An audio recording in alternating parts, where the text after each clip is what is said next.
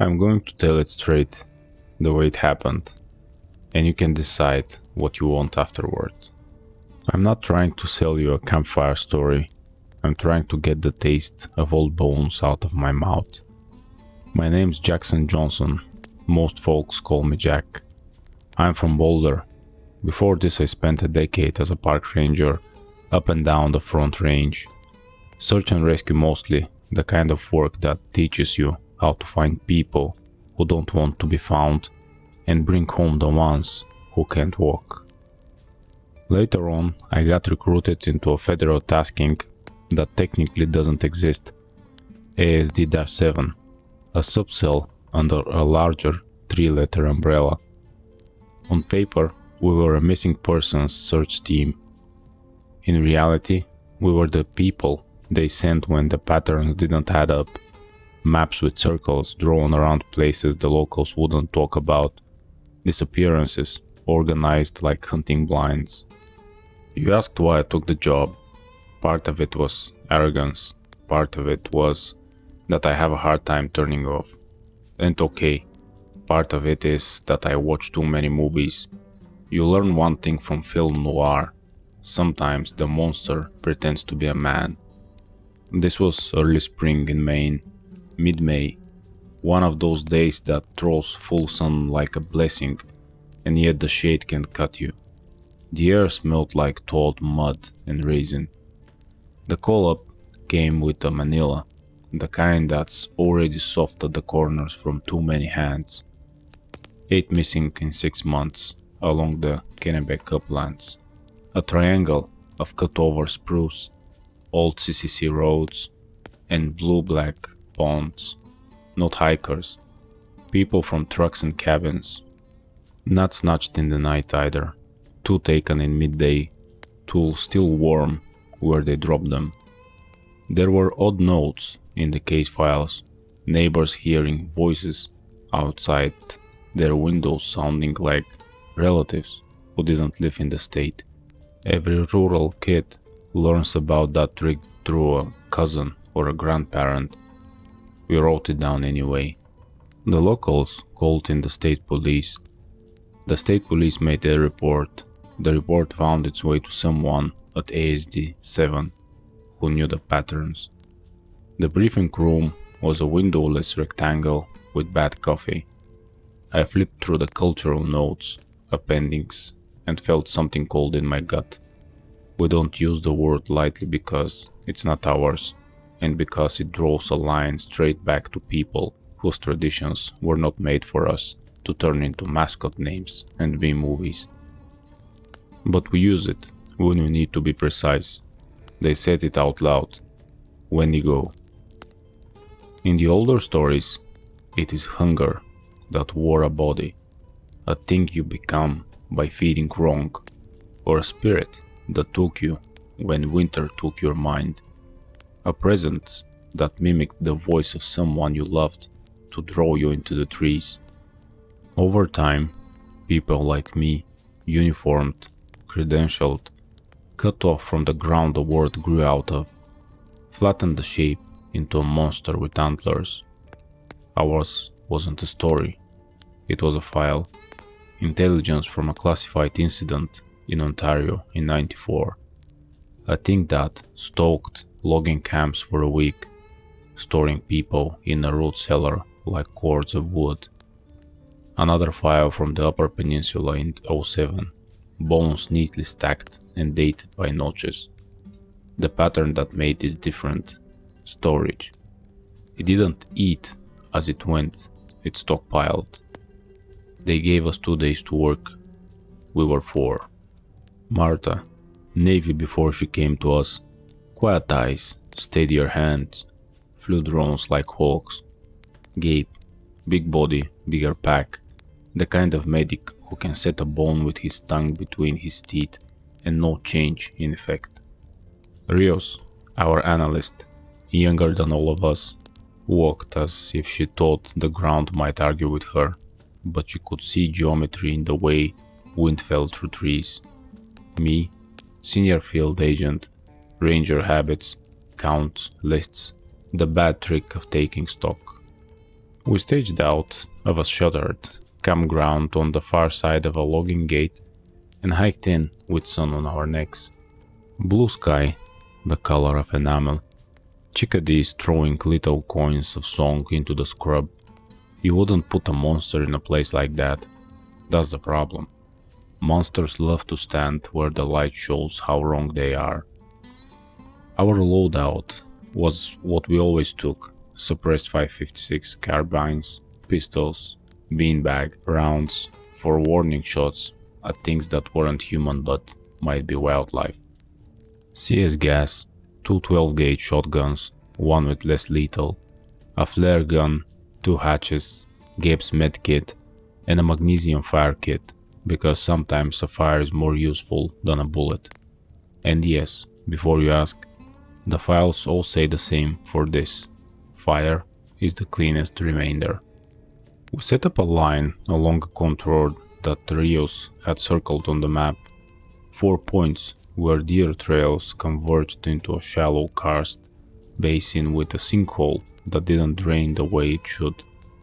That sinkhole was a throat. The ground smelled wet even from 50 yards out. Sun lit the needles on the pines and laid shadows like a crosshatch. Below it felt like a cellar already. I don't like holes in the earth. I spent one winter in a cave rescue unit in Colorado, and you either learn to love rock or you decide stones hate you. Stone hates me. We moved slow, like you do when you're listening for something that knows your footfalls better than you do. Martha sent the drone up. On her tablet, the basin resolved into texture: scuffed leaves, a tilt of rock, and in the middle, a scatter of white. Bones, she said. Could be birch bark, I said, and I knew I was lying. Gabe circled left to watch our back trail. I took point with trios online. Do you know what the woods sound like when they're empty? Not quiet, wrong, like a theater before a show when you know people are there because the sound isn't behaving right. Layers missing. We stepped down over moss that gave too easily. The smell changed, something like pennies and something like old, open-mouthed breath. We reached the lip of the sinkhole and looked down. I've seen what moose do when they die and the winter eats them by inches. I've been at avalanche runouts when the snow thaws and you find what it kept. This wasn't that. At the bottom was a larder, not a massacre. Organization, ribs stacked in one direction, femurs in another, skulls set inward like the beginning of a circle, each with a notch cut into the ridge above the eye. And at the back of the bowl, where stone overhung damp earth, a hole swallowed the last of the light. Jesus, Gabe said, joining us, voice barely a breath. You seeing this? Yeah, I said. Record. I took pictures even though the drone had. When you're trying to convince someone later, you weren't just scared, you start making a chain of facts. Rios had her hand up, eyes narrowed. Do you hear? She began. I heard it then, a voice. Not from the cave, from behind us. Up in the trees. It said my name in the exact way people who care about me say it when they think I'm asleep. Jack, it said. Jack, come home. I'd heard variations in the files, mothers calling from the edge of town to kids who weren't there, lovers who'd moved away calling from side roads you shouldn't follow. I had been waiting for the trick, and it still speared me like a thorn, every nerve lit. I didn't turn. You don't feed a mimic any more information that it already stole. I held my rifle at low ready and said evenly, it knows us. It knows enough. Rio's eyes were wide. How? It's not knowing, not like a person, Martha said softly. It hears the shape of what you are. The voice moved, not like a mouth, like a recording sliding around us through trees, finding the right angle. Now it was my old captain from the ranger days. gruff and amused. Easy there, Johnson, easy. Then it was my sister, though I haven't talked to her in years. I heard the little upward tug she puts at the end of questions when she's trying not to cry. Jack, are you still mad at me? Gabe gritted his teeth and muttered, "It's a bot with an open mic," which almost made me laugh. Humor is an emergency tourniquet. Back out, I said. We observed, we've got the location. We can come back with the right toys. I believed those words for exactly 4 seconds. Something moved at the edge of the trees. A dissonance of shape. The daylight couldn't fully touch it. It was like where it stood, he'd failed. It was too tall and too thin, long as a shadow at 5 p.m. and wrong at the joints. No antlers. Forget that movie nonsense. The head was a tapir with a mouth that had learned what a grin was and tried to rip itself wider to achieve one. Skin taut as parchment, shoulders like yokes, fingers like dowels. There was a smell of sweet rot, faint, like a room where fruit went bad last week and the bowl got washed but the air didn't. We didn't have the right toys. We had what we had. I raised my carbine. The thing didn't flinch. Then it did something I had not seen in any file. It stepped aside, as if making room, like a showman offering a stage, and from the trees, another figure slid, smaller, a man, bare feet, black with dirt, face empty in that way shock empties you. Duct tape around the wrists. He looked at us with the blank, blasted stare of someone who would climb into any hand that looked like it might be a ladder out. "Help," he said, voice raw. "Please." We should have what? We had protocols. Call out, establish identity, secure the scene. But the sight of him severed something in me. I dropped low, palm out. "It's okay," I said. "We're here." He took 3 steps. I thought about my feet, and then I didn't think about them anymore. The ground gave, not down like a trap in a kid's book, more like the earth had been taught to fold without sound. The moss slid, the roots pulled from dirt like laces sliding out of eyelets. We dropped into a dark that stunk like old snowmelt and the underside of meat. Even when I yanked for the flashlight, my body remembered how to fall. I slumped shoulder first, felt the impact of pack and rifle. Someone yelled, Gabe I think, and then the yelling stopped because someone had hands over someone's mouth.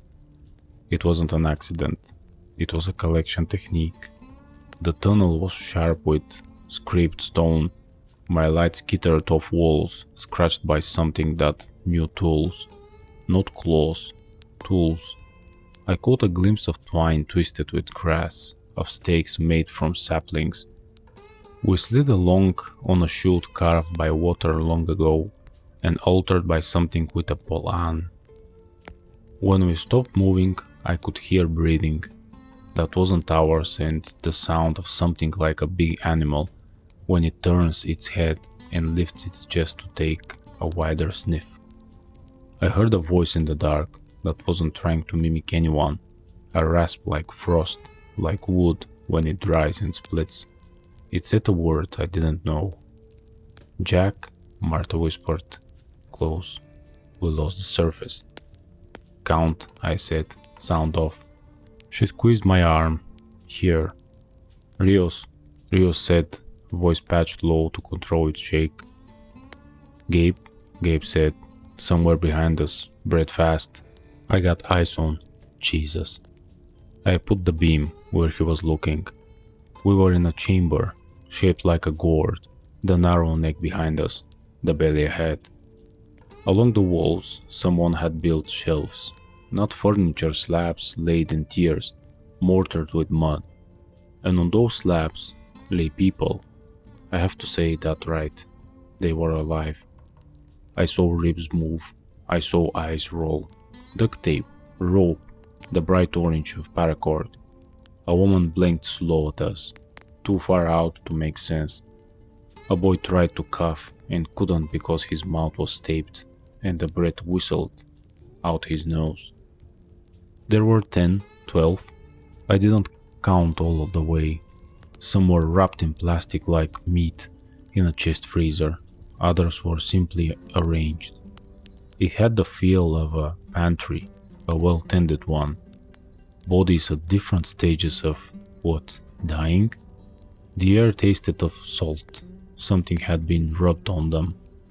Gabe made a sound like he'd swallowed glass and stepped forward. I grabbed his harness and yanked him back so hard it hurt my own shoulder. Not yet, I said. I kept the light on the shelves to show the people we weren't leaving them. I kept a corner of the beam on the floor to catch tripwires. There were 2. Both set at ankle height. Both would have rung something deeper in like a bell. "What's the move?" Martha asked, the way people ask when they already know but need to hear it. "We clear the chamber we hold, we triage, we establish a way out," I said. "We don't run blind." "Something else in here," Rios breathed. "Yes, the smell I tried not to name at the sinkhole was stronger here. Also something sweet, like berries, gone to syrup, maybe to mask the other scent." I put the light higher. At the far end of the room, the ceiling pulled low, like a yawn with a sore jaw, and beneath that, where a root poked through rock like a knuckle, was a nest, made of fur and reed mats and clothing ripped to strips. You know how animals sometimes take shiny things? In the nest were rings, a watch, a wallet, with a family photo slid behind plastic. A father, a mother, a girl with a gap between her front teeth, smiles bright as spilled milk. The people in the shelves weren't those people, I told myself. Those were old photos, old tatters. It didn't matter. Under the nest sunk into the dirt lay a whetstone and a blade made from a shovel handle, with stone tied to it and ground until it had an edge. Tool marks on the walls matched the curve of that tool. It was one thing to think of a monster as pointing and taking. It was another to see that it built. The breathing got closer. I swung the light left, then right. The beam crawled over shelf and shelf of living bodies who had been arranged not for comfort but for access. My hand shook. The light speared a shape that wasn't a person and wasn't the pale thing from above either. For a second I thought it was a deer someone had dropped here. Then it moved wrong and I realized it was covers, mats and strips draped over something that crouched. It stood up, tall enough that its shoulders burst rock. The face had the shape of a skull with a second skin pulled over it. The eyes were sunken, the color of old eyes. The teeth were not wolf teeth, they were human teeth, where too many human teeth had been pushed into a gum until they overlapped like shale. The hands were long because it had added length, some bones tied to the fingers to give reach, each extended with what might once have been finger bones. It stank up close, but under the rot was the resin of pine and the tang of salt. It's a larder rub to preserve. People think hunger makes you sloppy. They don't know what ritual hunger looks like. Hunger, that's a religion. Martha raised her carbine. I put my hand out. "Don't," I said. "We don't know if." It charged. Everything that happened next was speed and noise and the litany of training doing what it was designed to do. Make your body a machine for survival. My rifle kicked, Martha's too. The thing hit a shelf with a crack like stepping on a frozen puddle. Bodies jolted. On my left a woman made a sound like the wind in a flute. The bullets didn't drop it. The creature absorbed impact like someone learning a dance badly. Its arms came up and the long extensions hooked my rifle and ripped it away with a jolt I felt in my teeth. It went for my throat. I put the flashlight in its mouth. It bit down the plastic, exploded, and for a second I was blind. And then the chamber lit white because Martha fired the flare.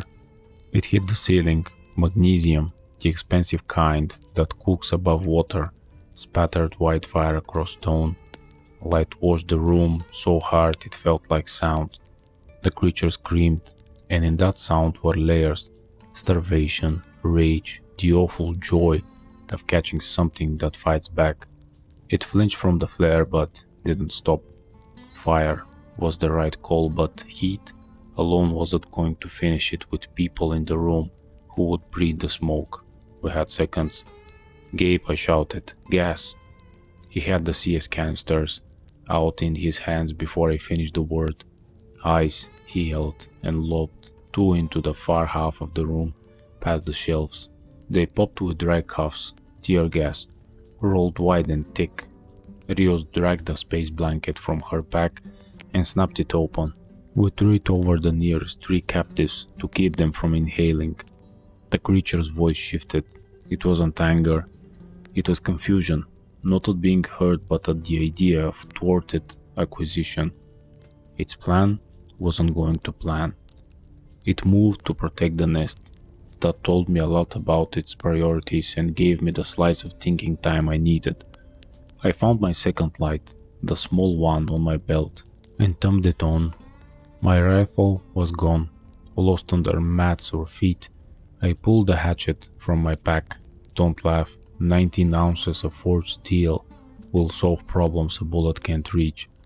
We didn't need to kill it right there, we needed to break the room. Monsters that have dug themselves into the world don't leave, they adapt. If we took the room, we could take the people. If we tried to take the monster, we'd lose both. "Rios," I said. "Entrances?" She was coughing, eyes red, brain still mapping. "One," she said, pointing where we came in. "No, too small, back left draft." "Vent," I said. "We opened the vent and burned this hole. We smoke it out." Martha nodded, face tight. "Then what?" "Then we hunt it outside, where the sun can see what it is." I took the hatchet to the vent. The stone there was soft, a deposition layer, not solid granite. The axe bit and bit. Gabe started cutting tape and freeing wrists with his trauma shears, talking under his breath the way medics do when they need their hands to keep doing what their brain is telling them is impossible. You're okay, air's going to sting, stay with me." Rio stacked mats by the entrance as a fire break and fed the magnesium flakes left in the kit onto the mat like a fuse. The creature moved through gas and light, hesitated at the fire. It wasn't cowardice, it was strategy, then reached past it for the nearest figure, on a shelf a girl no older than 15. I threw. The hatchet bit the forearm just below the makeshift lengthening. It stuck. The creature looked down at it with an expression that might have been hurt, might have been curiosity, and then it pulled the weapon out with a thread dry sound. The arm bled dark as oil. It smiled again, not at me but at the effort I had made. It took the girl's ankle and jerked. The sound she made will never be entirely out of my head. Martha stepped into the arc, put the shotgun to the creature's side and fired, beanbag, at point blank. People think those rounds are toys. They are not. The hit folded the thing enough for me to grab the girl and pull. Her ankle came free under my hand. Skin burned where the creature's palm had touched it. Whatever oils it used to preserve meat did not like living tissue. "Out!" I yelled again, and now people were moving, freed from shelves, stumbling, vomiting, crying. The room filled with CS and fire smoke. The flare guttered but had done its job. The magnesium fuse took and flames ran along the mats toward the vent. Air pulled hard, a chimney waking up. Heat folded under the ceiling and rolled back. The creature moved like a bird that had forgotten how wings worked. It fought the air. We ran. The first people through the chute, we came down, boosting, catching, swearing, hands slipping on sweat and old resin. The gas made my face leak and my chest shudder. Someone tried to collapse in front of me and I shoved them up with a grunt that felt like lifting a car of a child. Rios kept count, tapping each person's shoulder and telling, because your brain lies when it wants out. The creature was still back there. It didn't try to flee through the vent. It tried to take bodies, with it dragging two toward the nest. Marta put 2 slug rounds into the dirt in front of it as a warning shot and then one in its shoulder when it didn't break. We weren't going to bring it down with lead in that space. I know that now as I knew it then, which is why the shot was less about death and about pain. Pain is a primitive language. It understood enough to let go. Last 3, Gabe shouted. He had a man over one shoulder and another gripping his belt. The third was the boy, the one whose breath whistled. Gabe pointed at me with his chin. Take him. I scooped the kid, who weighed nothing, who smelled like salt and plastic and the human stink that happens when you've been terrified for too long. The fire breathed. The vent cracked with a sound like a large animal dropping in the distance. The hillside above us had found a new way to be itself. Stone shifted, dust boomed. The room's geometry changed. Go, I shouted, go. We climbed, hands and knees, Rios in front, then the boy across my chest, then me, then Marta half carrying a woman whose legs wouldn't work, then Gabe with the big man as if his bones were made of rope. Behind us, the creature hit the chute. The sound of its palm on rock was like a lid on a pot. It climbed fast.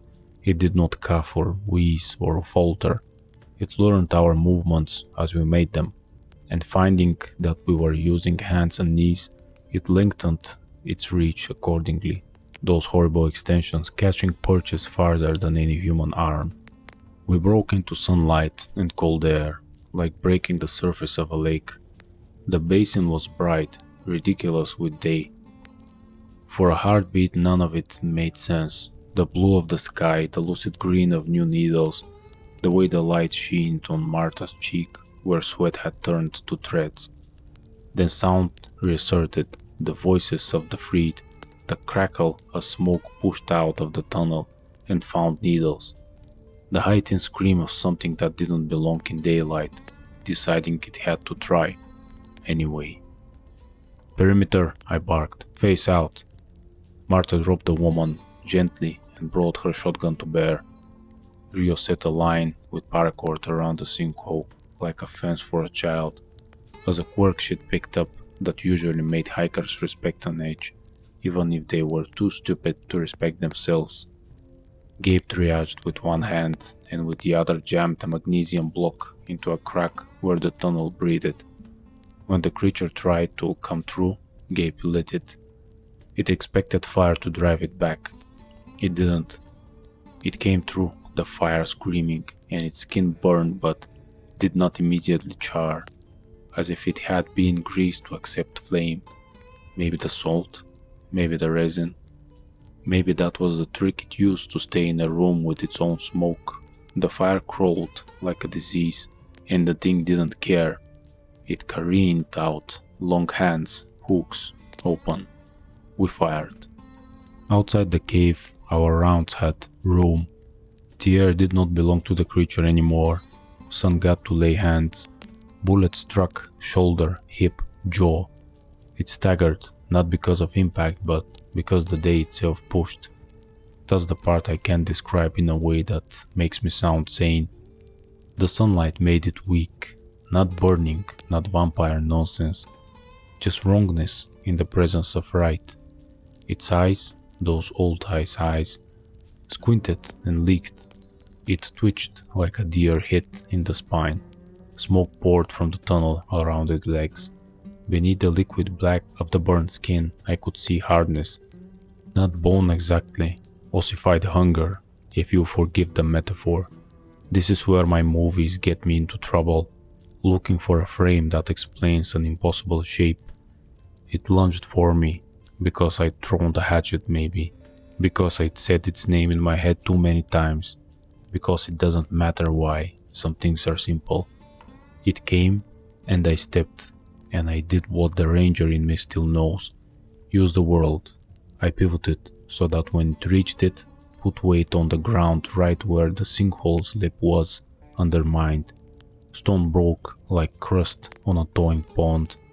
The creature fell, caught a root, hung with its burning head facing up towards us, teeth grinning and ungrinning as the muscles argued about how to be a face. Martha's voice was level. Jack? Yeah? Do not let it back inside. Yeah. I took the magnesium kit from Gabe with hands that shook only a little and tossed 3 more blocks into the hole. The vent which opened became a chimney, and the fire which started moved like a live thing. The creature made a sound like a baby trying to mimic speech and failing. It wasn't imitating now. It was asking us what we thought we were, asking if we were sure. I'm sorry, I told it, not because I pitied it, because pity had nothing to do with that moment. I'm sorry because there was a word once that meant something more complicated than this thin, hungry thing, and we had arrived not as students but as solution. I'm sorry because I don't know what happens when you burn a ritual. It let go, whether the heat cooked its grip or the sunlight convinced some animal part of it that down was safer. I don't know. It fell back into smoke and flame. We fed the burn until the ground around the hole cracked and the smell turned from meat to the flat spent scent of ash. We didn't cheer. There were 12 people on the ground who needed water, sugar, air, and quiet. The ground still had places where a foot might go and never come back. The day had shifted into the light that tricks you into thinking there's more of it left than there is. We worked. We built litters out of jackets and cord. Gabe taught 2 of the more stable survivals how to steady the others. Martha and I took first load to the logging road. The radio finally found its friend in the sky and cried back that help was coming.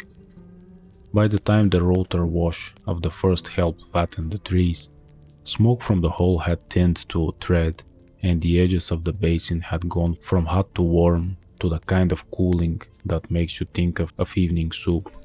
It took us until dawn to get everyone to the staging area. When the last litter went up the hill ramp, I sat on a cooler in the back of a pickup and counted my fingers, because that is a thing you do to remind yourself you exist. 10. Good.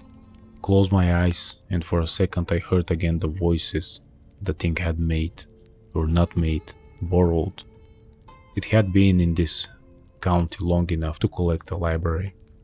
They asked me later what we found and what we did. The report is neat.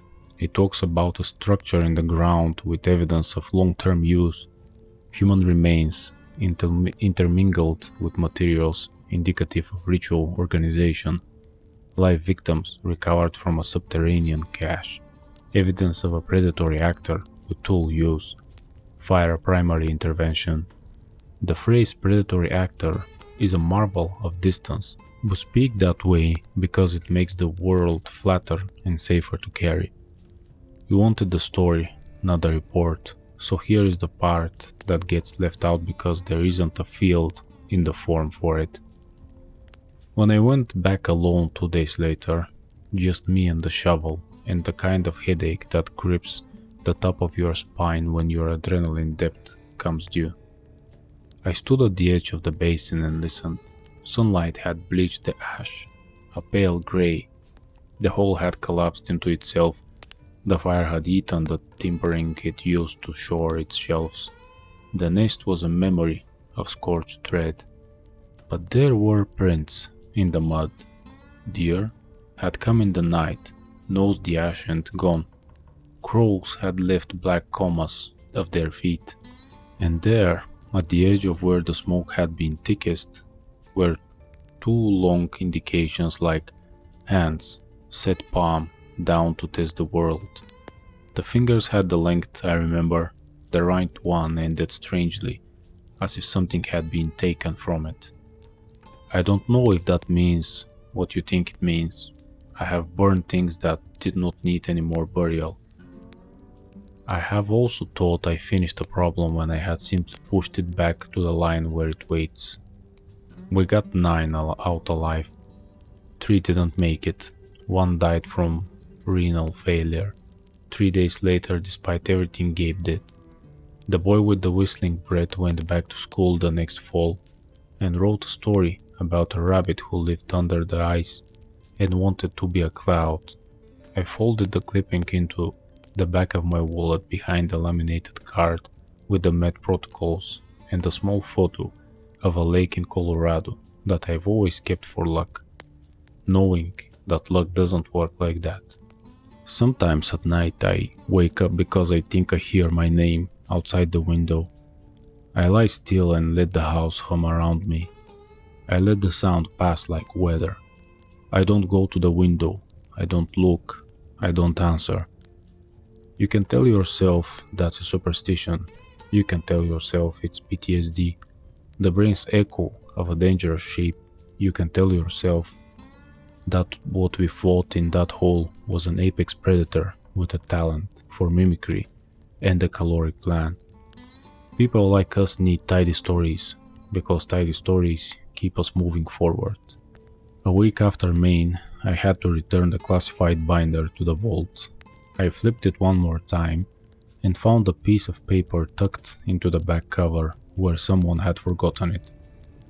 A typewritten line from an older file, the ink faint. Hunger keeps notes. Under it, in pen, someone had added, and it shelves what it can't finish. That's what we interrupted, not hunger. The plan hunger had made. We lit it and we pulled people out of its list. The thing I cannot stop turning over in my head is that it might have done what we do, not forget. We count and list and tally because we owe the living reckoning. It, whatever you want to call it, kept its own accounting, cruel and exact. When I hear my name in the dark now, I think about lists. I think about who is doing the counting. If I learned anything that day, it is this. The old words point to something true, and our files only ever circle that truth. You want the simple answer? We killed it, and we saved who we could, and we came home. That is a true story, but the rest of it, the part that gnaws, is also true. There are cellars under bright places, and things with plants live in there, and sometimes the daylight is not enough to make the plant forget you.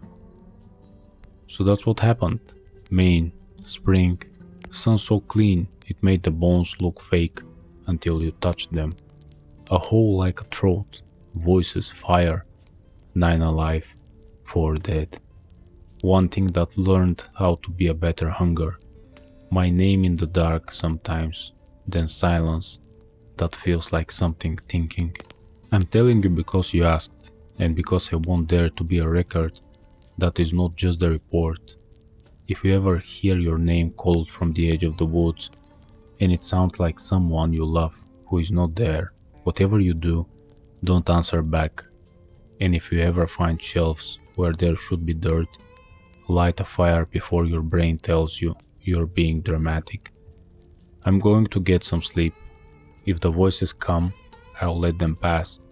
And if they don't, if the night stays quiet, I'll pretend that's because the world is fine and not because something is waiting its turn to speak.